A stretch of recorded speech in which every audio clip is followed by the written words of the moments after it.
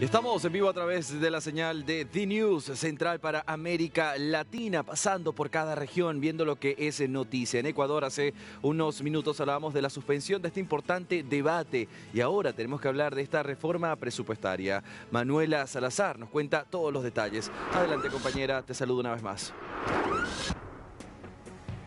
Qué gusto, Andy. Bueno, nosotros continuamos con la información y sobre todo desarrollando algo que se tenía que tratar el día de hoy en horas de la tarde en el Legislativo y es la proforma presupuestaria del año 2024 presentada por el Ejecutivo. La misma que ha quedado con nueva fecha para este día jueves, que será tratado a partir de las 16 horas de Ecuador. Y es el último día en que tiene la Asamblea Nacional para poder aprobar esta proforma o también para poder debatir. Hay mucha incertidumbre todavía por lo que pueda suceder este día jueves, por ende también se ha permitido darle un poco más de espacio a las distintas bancadas y con esto el día jueves será el último día que le queda a la Asamblea Nacional. Recordar que el Ejecutivo, por lo menos para este año, dentro de esta proforma, asciende a 35.536,04 millones, que es lo que tiene dentro de la proforma, dentro de la propuesta y dentro de lo que tiene planificado el Ejecutivo para este año 2024. Y para analizar todo lo que conlleva esto, quiero darle la bienvenida a Osvaldo Landazuri, analista económico, quien nos acompaña en esta tarde. Osvaldo, bienvenido, gracias por el tiempo.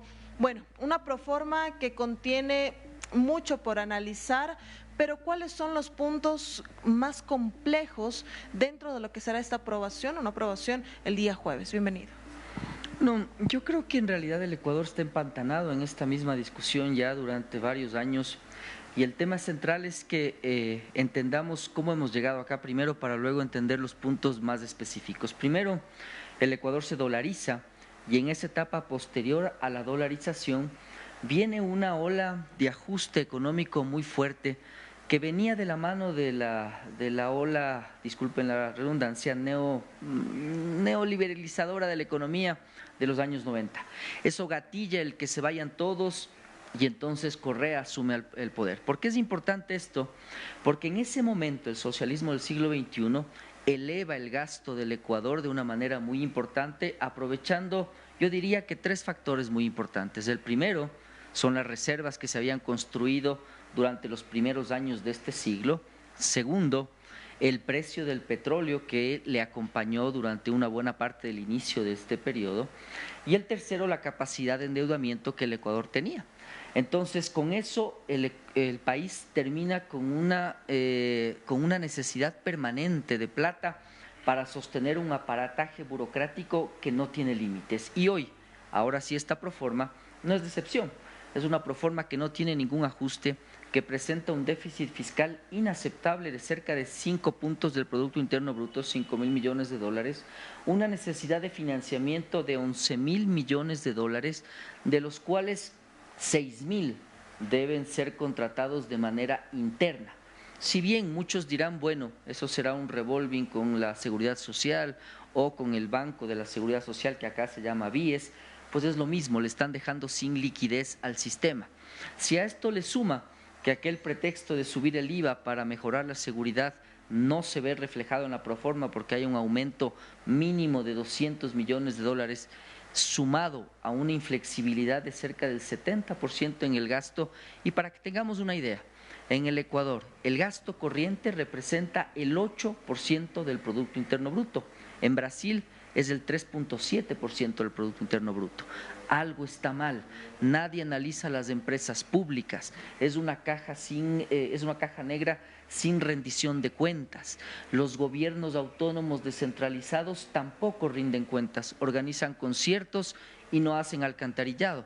Todo eso es lo que estamos analizando antes de aprobar una proforma que repite los mismos errores. Y precisamente, por lo menos se había dado a conocer desde el Ministerio del Trabajo el día de ayer este acuerdo ministerial en el cual establecen y se pone un límite para las empresas públicas, que son quienes no tienen este reparo o por lo menos no tenían este límite. Y con esto, ¿sirve de algo por lo menos para minorar el gasto corriente en algo que pueda ser positivo en general para el presupuesto del Estado? Lamentablemente este gobierno está jugando contra el tiempo, está en elecciones y en esa línea lo que está pasando es que está vendiendo humo.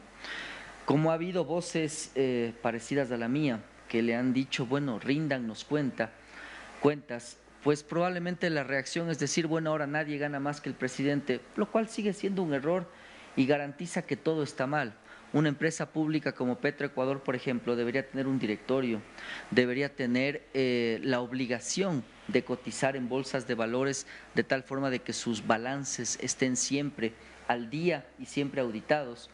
Y probablemente usted necesite ejecutivos de otro nivel que probablemente pudieran tener que ganar más que el presidente. Entonces, para mí este es un puro mensaje político, no sirve de absolutamente nada. Imagínese usted que hay contratos colectivos que amparan a muchos burócratas de carrera que terminan haciendo que esta persona, el burócrata al que hago referencia, gane más que el propio salario. Entonces, puede que usted le baje el sueldo, pero por contrato colectivo esa persona le va a decir, tengo este bono, tengo un bono de antigüedad, tengo un bono de vacaciones, tengo un bono de aniversario, tengo lo que quiera. Y así es como se vio en una publicación reciente acá en el Ecuador, que un funcionario de una de las empresas eléctricas, Senel me parece, había recibido cerca de $60.000 en un solo mes, en el mes de diciembre.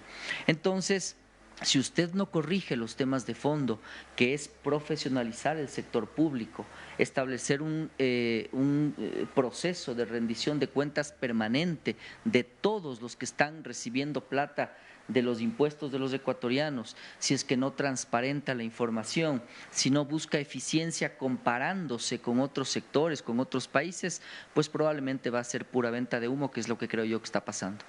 Otro de los puntos que se encuentran de esto de la proforma y rápidamente es el tema de los subsidios a los combustibles, algo que siempre han evitado tocar por el tema político, por lo que les puede costar políticamente.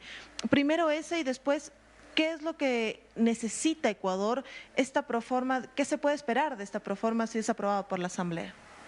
Bueno, yo creo que el atraso de la Asamblea refleja la falta de acuerdos y probablemente otra vez estén en cabildeos muy típicos acá en el país para que se aprueben las leyes y eso será el reflejo de este atraso.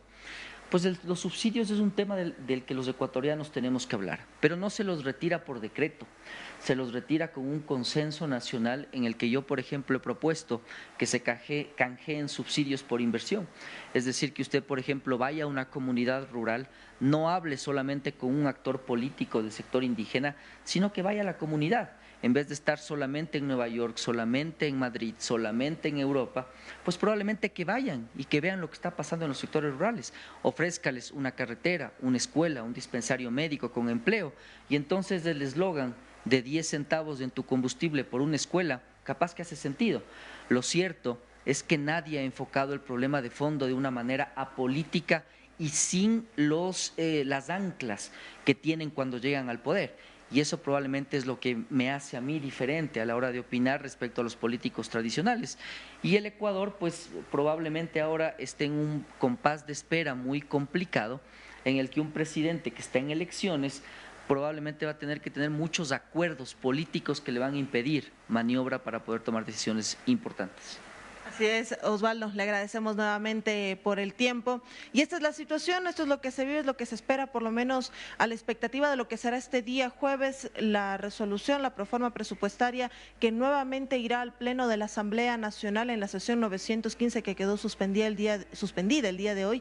Y a partir de las 16 horas, pues conoceremos también esta propuesta del Ejecutivo. Hay mucho de qué hablar, pero sobre todo también hay mucha división dentro de la misma Asamblea y del pacto que ya se ha conocido desde que asumió la presidencia.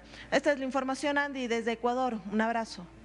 Muchísimas gracias, Manuela Salazar. Por supuesto estaremos entonces a esta espera y un debate contrarreloj desde este jueves. Vamos a estar muy pendientes. Que tengas linda jornada. Una excelente noche. Un abrazo.